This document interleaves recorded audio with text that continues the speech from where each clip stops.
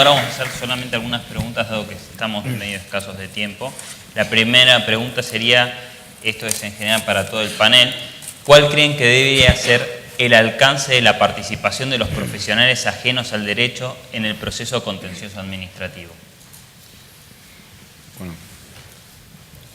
yo algo dije en mi exposición sobre el tema y me parece que sobre la cuestión del litigio estructural es claro que cambia, una de las cosas que más cambia profundamente es la integración subjetiva del litigio.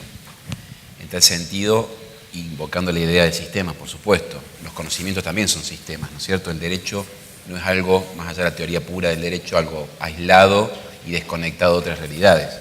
Por lo tanto, el juez para tomar una decisión tiene que hacerse de todas esas realidades y el desafío está en generar, me parece, soluciones procesales que integren otras opiniones. Pueden ser de ingenieros, economistas, estadistas, asistentes sociales, es decir, todas las ciencias comprendidas. El desafío está en cómo hacerlo. Los amigos del tribunal puede ser una vía, pero dependerá de la naturaleza obviamente de los litigios y del derecho que esté en cuestionamiento, digamos, ¿no? A mí como me gusta conversar, después quisiera conversar con él sobre las medidas cautelares y las cosas que dijo él. Adelante, si quiere, doctor, por favor.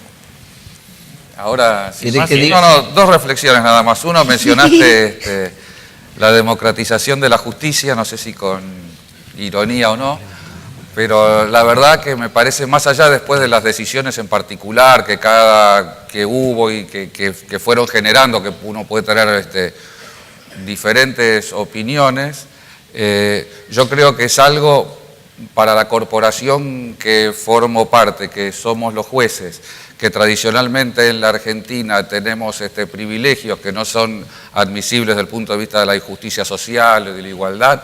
Pensar en una democratización es algo esencial y al menos es algo que, más allá de las respuestas que cada uno tenga, es algo central para discutir.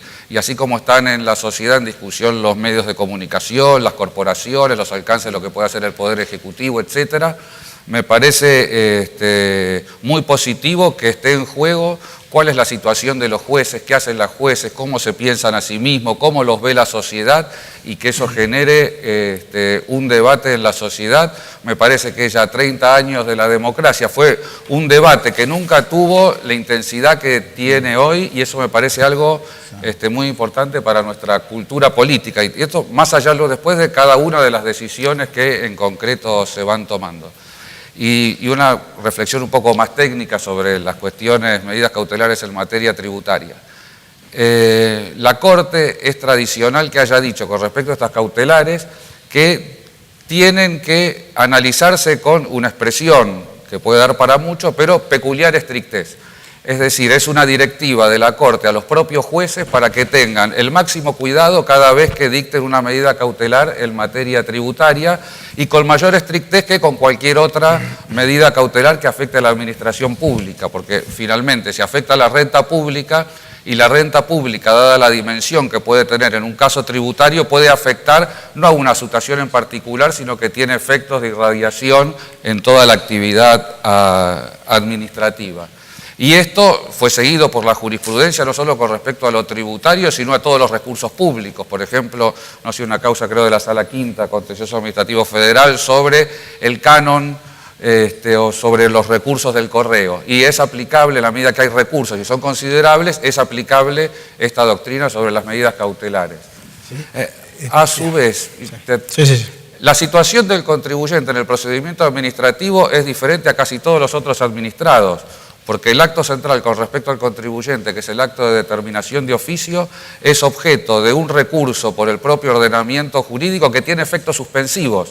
O sea que puede tramitar la vía administrativa a través de un órgano jurisdiccional en la administración, que es el Tribunal Fiscal de la Nación, que tiene efectos suspensivos. Evidentemente hay una serie de actos respecto a lo cual no se requiere el acto de determinación de oficio y entonces la vía habitual es un recurso residual que hay el artículo 74 de la ley reglamentaria del procedimiento. Y entonces, en ese caso, hay un recurso administrativo que hay que recorrer, que no tiene efectos suspensivos, pero ya la justicia federal, y ya ha dictado en el Código Procesal Civil y Comercial una regla muy restrictiva y muy semejante a la que existe hoy en día en la ley de las medidas cautelares, la flexibilizó. Y no es que eso implique, ni siquiera tampoco lo declaró inconstitucional al Código Procesal, lo flexibilizó en la propia práctica jurisprudencial.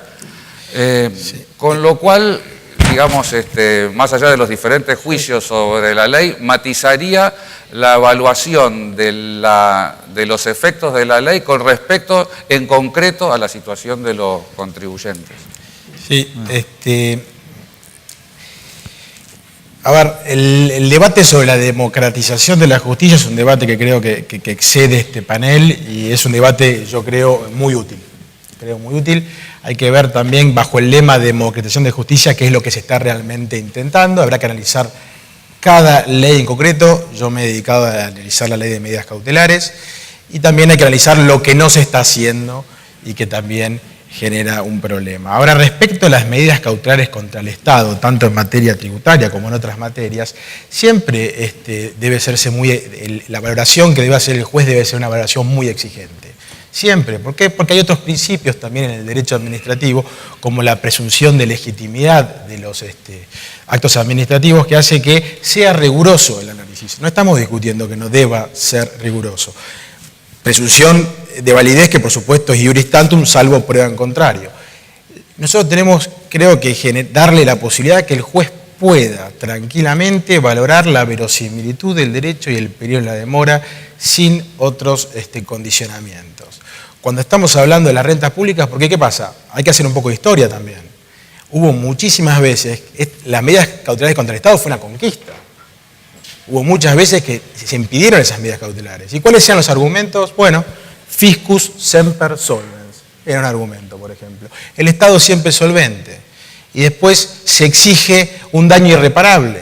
¿Un daño irreparable por dinero o un daño irreparable naturalmente? O una persona tiene derecho que en materia incluso tributaria, porque los temas tributarios también exceden lo que es la determinación de oficio de impuestos. Hay un montón de temas tributarios que van por otro carril. De hecho, la vía recursiva ante el Tribunal Fiscal es una vía optativa, pero igual, salgamos un poco de la determinación de oficio. Hay todos temas importantes que hoy incluso están siendo sometidos a estudio de la Corte, que han ido por otro carril, son medidas declarativas de inconstitucionalidad, que apuntan más a la constitucionalidad de o ciertos tributos o lo que resulta más grave es el accionar de la administración.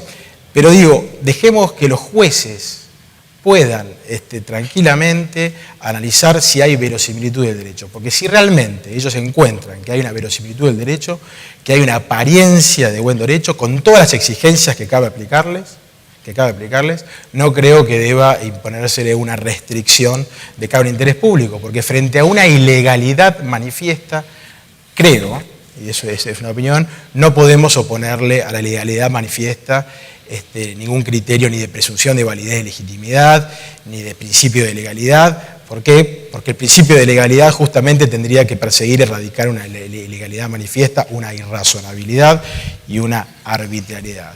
Pero bueno, entiendo que el tema de las medidas cautelares, y yo no estoy justificando los abusos, que los hay, múltiples abusos sobre medidas cautelares, por supuesto, contra la administración y también que utiliza la administración, por supuesto.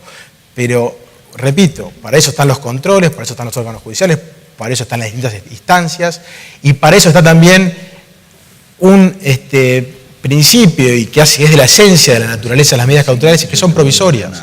En cualquier momento el Estado puede pedir el levantamiento de la medida cautelar y no necesariamente frente a hechos nuevos. El juez de oficio puede, frente a una valoración nueva, levantar la medida cautelar. No creo que, vuelvo a repetir, que debamos centrarnos en nuestra preocupación en las medidas cautelares.